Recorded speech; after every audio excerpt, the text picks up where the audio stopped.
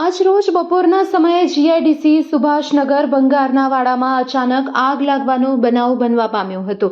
Ward 6A રીસી શિપિંગની પાછળ બંગારના વાડામાં લાગેલી આગ હજુ પણ ચાલુ છે। દૂર દૂર સુધી ધુમાડાના ગોટે ગોટા દેખાઈ રહ્યા છે તો ગાંધીધામ મહાનગરપાલિકા, સીઆરસી ટિમ્બર અને અંજાર નગરપાલિકા ફાયર ફાઇટર આગ બુઝાવવાની કામગીરી કરી રહ્યા છે।